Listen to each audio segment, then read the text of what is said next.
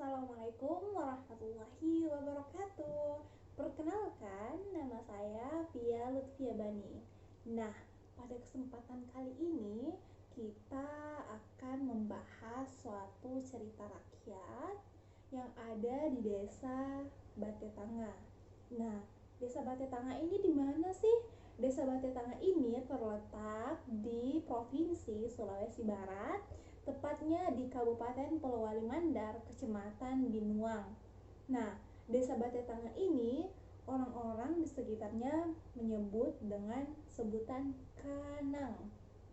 Nah, untuk orang Sulawesi sendiri, desa Batetanga ini adalah suatu desa yang sangat terkenal dengan buah-buahannya. Nah, untuk kalian yang tinggal di Sulawesi, apalagi yang tinggal di Makassar, pasti tidak asing dengan sebutan langsat polman. Nah, langsat polman ini diproduksi salah satunya di desa Batetanga, karena desa Batetanga adalah salah satu desa yang memproduksi buah-buahan, termasuk buah durian, buah langsat, buah rambutan, cengkeh, dan sayur mayur. Nah, untuk kesempatan kali ini, kakak akan membahas suatu cerita berjudul Jujung Sulo.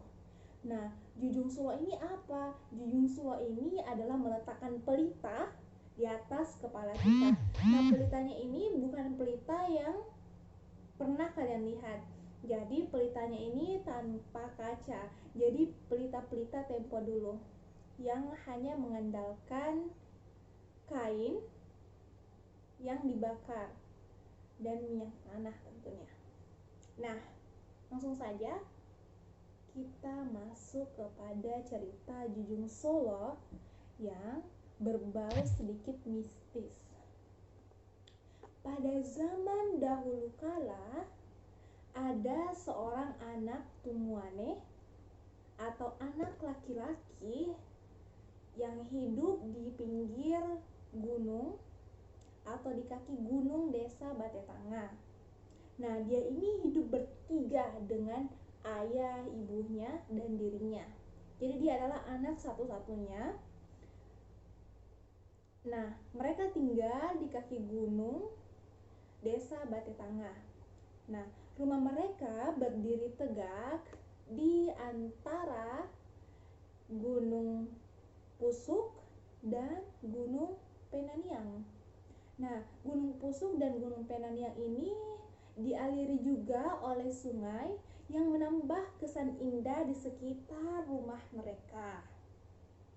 Nah, setiap pagi orang tua anak tumuane ini akan keluar untuk mengunjungi kebun durian yang mereka miliki. Jadi keluarga ini memiliki satu kebun durian yang mereka rawat. Nah, nantinya saat musim buah, saat buah durian mereka berbuah, mereka akan menjual buah durian ini sebagai mata pencaharian bagi keluarga kecil ini. Nah, anak tumuane ini sering bertanya-tanya, kenapa sih dia dan keluarganya hanya tinggal bertiga saja? Sedangkan di desa Batetanga, keluarga-keluarga di sana itu tinggal bersama dengan keluarga besar mereka. Ada dalam satu rumah tinggal dengan 2 keluarga, 3 keluarga, 4 keluarga. Jadi orang-orang di desa Kanang itu mereka tinggalnya dengan banyak keluarga.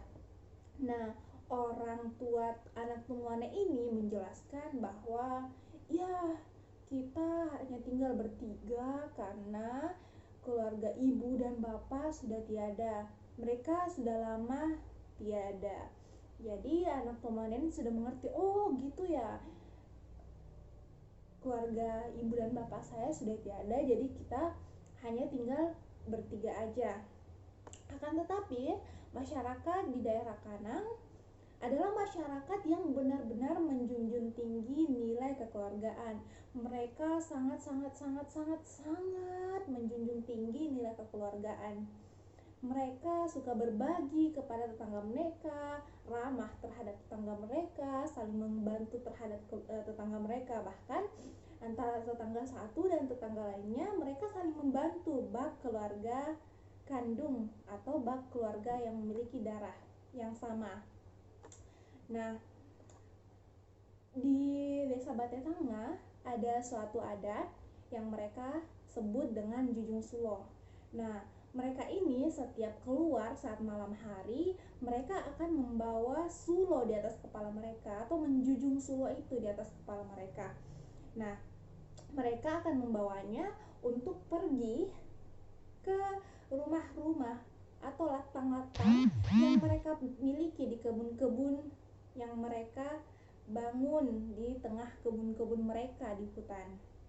Nah, mereka akan membawa sulo, menjunjung sulo di atas kepala mereka. Hal ini atau sulo ini berfungsi sebagai sumber pencahayaan bagi mereka. Jadi saat berjalan, saat ini kita sebutnya sih senter, tapi zaman dulu mereka membawa sulo sebagai pencahayaan agar di tengah hutan mereka tidak tersesat.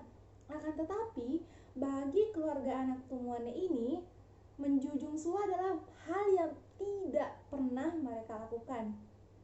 Jadi anak laki-laki ini mempunyai kebiasaan tidak membawa sulo walaupun pergi ke kebun mereka, walaupun dia pergi untuk menjaga kebun bersama ayahnya, tetap tidak membawa sulo.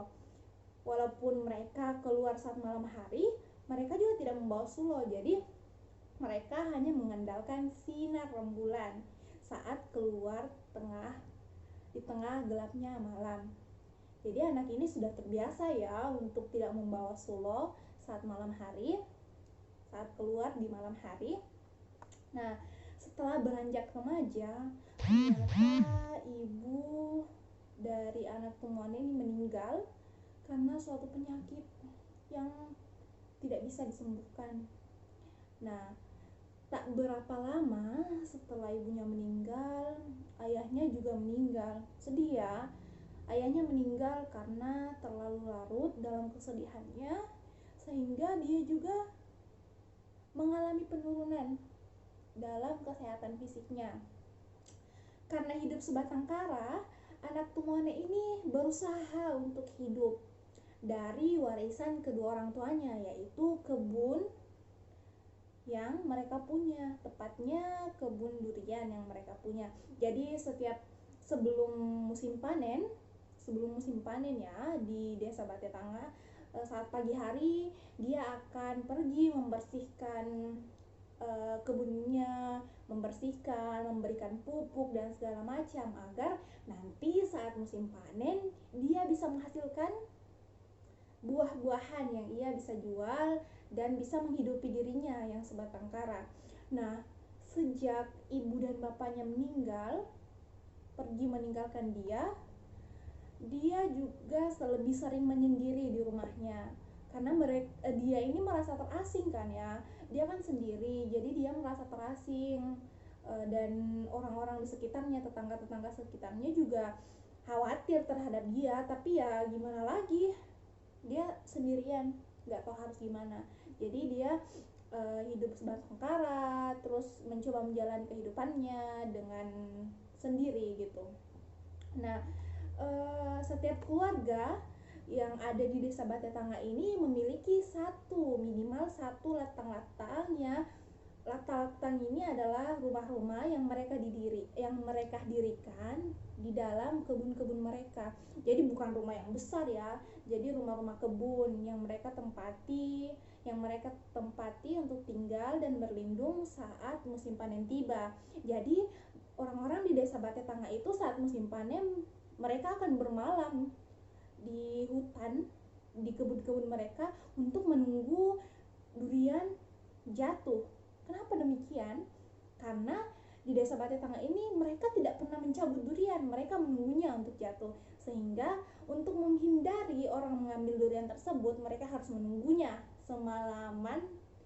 Bahkan sampai pagi hari mereka tetap di kebun-kebun mereka untuk mengambil durian mereka agar tidak ada orang lain yang mengambil durian tersebut. Nah, hari pertama saat musim durian datang tahun itu, anak Tumuane ini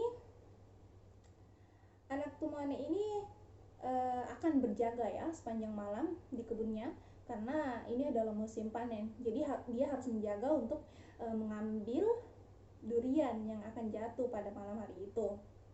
Nah, Setelah menunggu sepanjang tahun, akhirnya musim buah datang di um, desa Batetanga, tepatnya musim buah durian ya kawan-kawan, adik-adik sekalian. Nah, setiap keluarga yang memiliki durian atau kebun durian di Kanang akan berbondong-bondong ke hutan-hutan saat malam hari. Nah, saat hari pertama musim buah durian di Kanang membuat semua masyarakat antusias. Jadi semuanya bergegas untuk ke hutan ya. Mereka ke hutan untuk menunggu durian yang akan jatuh. Mereka menunggunya di latang-latang yang mereka bangun di kebun-kebun mereka. Nah, karena ini adalah first time atau kali pertama anak Tumuane ini berjaga sendirian, jadi dia berpikir, karena semua orang kan membawa sulo di atas kepala ya, mereka menjunjung sulo di atas kepala mereka, jadi dia berpikir, aha, sebaiknya saya juga membawa sulo, mengapa tidak? Saya kan sudah sendirian, ibu dan bapak saya sudah tidak ada. Jadi dia berpikir agar lebih memudahkan dia untuk pergi ke kebunnya, maka sebaiknya dia berpikir sebaiknya dia membawa sulo tersebut. Nah, ketika berjalan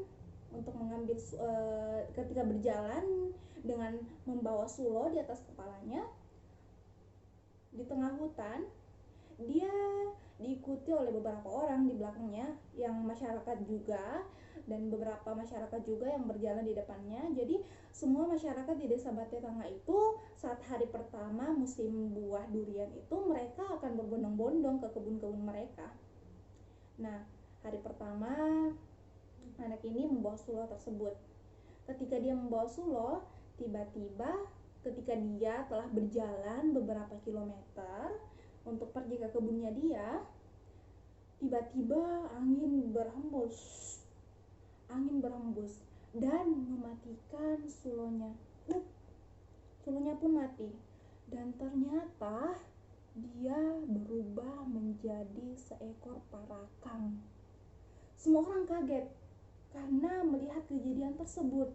Kok bisa sih saat api sulonya mati dia berubah menjadi seekor makhluk atau seorang ya menjadi sebuah makhluk yang bentuknya sangat menakutkan.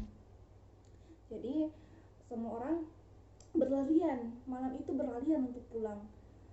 Setelah informasi itu beredar di desa Batetanga, dia tidak pernah terlihat lagi. Anak Tumuane ini tidak pernah terlihat lagi di desa tersebut.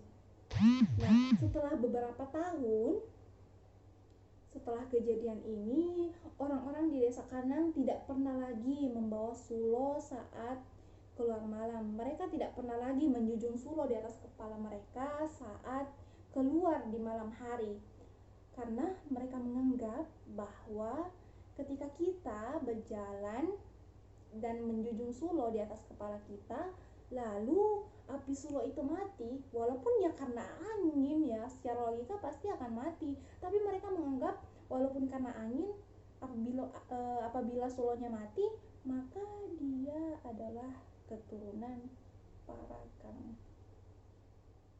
Ya adik-adik, tadi seru ya ceritanya. Terima kasih sudah menonton cerita rakyat pada hari ini. Saya Bella Fiabani. Assalamualaikum.